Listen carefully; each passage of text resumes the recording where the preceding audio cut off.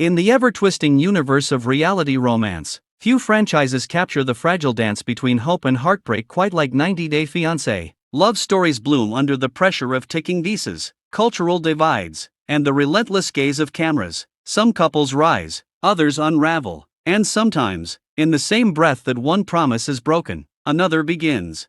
This is the story of Ziad and Emma, of a proposal that never came and of how love lost made space for a different kind of beginning. A love that crossed oceans. Emma first met Ziad on a language exchange app. She was living in Manchester, restless in her routines, craving something that felt bigger than the predictable rhythm of her life. Ziad, calling from a sun-drenched balcony in Tunis, had a shy smile and a voice that carried warmth through static and distance. Their conversations began innocently, grammar corrections, jokes about accents, but soon stretched into midnight confessions. Emma found comfort in Ziad's steadiness. He admired her independence, her quick wit, her unfiltered honesty. When she visited Tunisia that spring, their online spark turned tangible. There were market walks under woven lanterns, seaside cafes where mint tea steamed between them, and long talks about what it meant to build a life between two worlds. When producers from TLC reached out after Emma applied for the show, it felt like fate. Their love story would be tested under the same bright lights that had exposed the triumphs and fractures of countless couples before them. The question that hung in the air. From the first episode, viewers sensed the tension beneath their laughter. Emma wanted certainty. Ziad wanted time. "I'm not asking for a fairy tale," Emma told the cameras one afternoon, her voice tight with frustration. "I just need to know he sees a future with me." Ziad did see a future, just not one dictated by a countdown. The K1 visa clock ticked loudly in Emma's ears. 90 days to marry, 90 days to decide forever.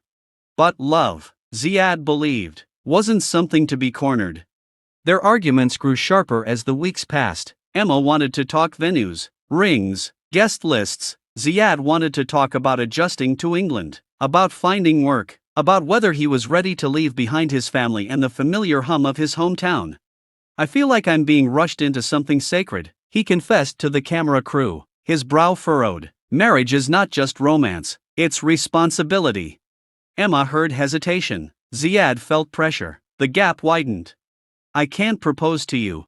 The moment arrived on a rain-soaked evening in Manchester. Emma had prepared a small dinner at her flat, candles, soft music, a hopeful kind of silence. She believed Ziad would finally say the words she had been waiting for.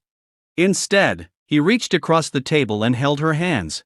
"I need to be honest," he began, his voice trembling. "I can't propose to you, not right now." The words felt heavier than the storm outside. Emma blinked, as if refusing to process what she'd heard. "After everything? After I brought you here?" "It's not about gratitude," Ziad said gently. "It's about being ready, and I'm not ready." Her chair scraped against the floor as she stood. "Then what have we been doing?" The room filled with the echo of expectations unmet. Emma had built her vision of the future around this moment. Ziad had built his around patience. The cameras captured every tear, every strained breath. It was not explosive, not cruel. It was worse, it was honest. The aftermath. Social media ignited as the episode aired. Some viewers painted Ziad as a villain, accusing him of stringing Emma along. Others praised his integrity. In a franchise known for impulsive weddings and dramatic ultimatums, his refusal felt almost radical. Emma withdrew from interviews at first. When she finally spoke, her voice was steadier than before. "I loved him," she admitted, "but I loved the idea of security more. I thought a proposal would fix my fears. It wouldn't have."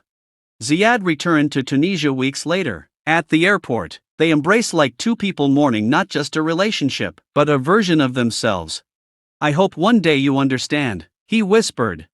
Emma nodded, though she wasn't sure she ever would. When one door closes, heartbreak has a strange way of clarifying what love cannot. Months passed. Emma focused on rebuilding her sense of self outside of the girl who didn't get the proposal. She took up photography again. She traveled with friends. She rediscovered the quiet confidence she'd once carried. Meanwhile, Ziad found unexpected companionship back home. A longtime family friend, Layla, had watched his televised heartbreak unfold. She reached out not with judgment, but with understanding. Their connection grew slowly, rooted in shared history and unspoken familiarity. There were no visa deadlines, no production schedules, No pressure to perform love for an audience. When Ziad eventually proposed to Layla on a cliff overlooking the Mediterranean, it was intimate and unrecorded. No ring shots for the camera, no dramatic pauses for effect, just a quiet yes carried by sea wind. Ironically, it was exactly the kind of moment Emma had once dreamed of. A new beginning for Emma. But Emma's story did not end in rejection. At a gallery opening showcasing her photography, she met Daniel, a curator with kind eyes and a laugh that didn't demand anything from her. He had watched her season of 90 Day Fiancé, but he didn't define her by it.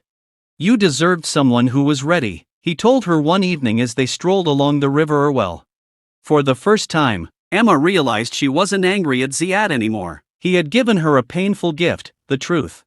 Daniel didn't rush her. He didn't promise forever in the first month. They built something slower, steadier, and when he eventually proposed, months later, during a quiet weekend in the Lake District, it wasn't a response to pressure, it was a shared decision. Emma said yes not because she feared losing him, but because she felt secure enough not to. Love lost, promises made. In the world of reality television, endings are often framed as failures, but sometimes, the bravest act is admitting when love isn't aligned. Ziad's refusal wasn't a rejection of Emma's worth, it was a declaration of his boundaries. Emma's heartbreak wasn't weakness, it was growth in motion. Their journey reminded viewers that proposals should never be bargaining chips, that readiness cannot be negotiated, that sometimes the most loving thing you can say is, "I can't." One couple ended, not in betrayal, but in clarity. Another began, not in spectacle, but in sincerity. And somewhere between the glare of studio lights and the quiet of real life, two people discovered that love isn't proven by how fast you promise forever, it's proven by knowing when you're truly prepared to keep it. Epilogue, beyond the cameras. Years from now, viewers may barely remember the specifics of Ziad and Emma's season. The franchise will continue, new couples will test their fates, and dramatic proposals will dominate headlines. But for those who watched closely, their story lingers as something different, a reminder that reality television can, occasionally, reflect real emotional courage. Emma keeps a framed photograph in her hallway, a windswept Tunisian shoreline from her first visit. It no longer symbolizes what she lost, it represents who she was becoming, someone brave enough to love, to lose, and to try again.